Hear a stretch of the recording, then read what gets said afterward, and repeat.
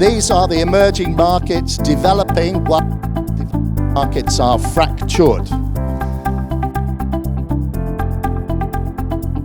30% of developed market exports go to emerging markets.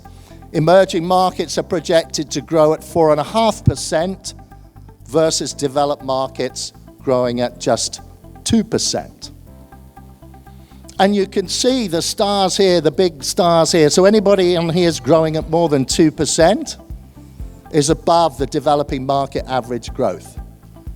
And these developing economies and emerging economies are scattered all around the world, but look where the biggest ones are.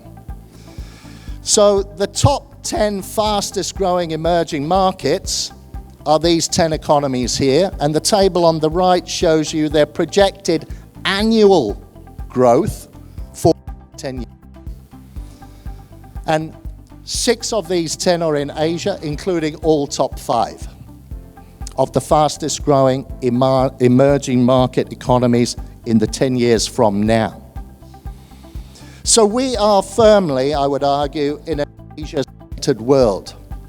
This blue dot on here tracks the center of economic gravity, economic center of gravity from the world, how it's moving eastwards, with the corresponding contribution to global GDP growth of different regions.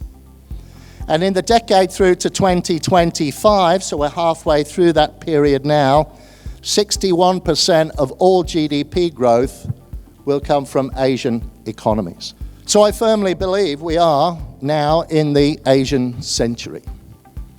And if we think about where the future consumers are, and then the future markets for household products, FMCG, consumer goods, clothes, textiles, all the stuff that we have, they're in the little white circle. Quite appropriate that we're here in the Philippines, which is in the middle of the little white circle. And this Asia region, it's tempting to think of Asia as one region. And it is in fact one region, but it's multiple different sub-markets within a huge region. It's dominated by these, what I call these 3 giants. If we put the words together, we would get the term Chindi-ASEAN. It's a bit of a difficult word to say. And these 3 mega markets, there's more than 3 billion people. An increasing proportion of which are entering into the consuming class and migrating into the middle class. And in just 10 years, 11 years' time, China and India alone will be more than 1/3 of the world's total population.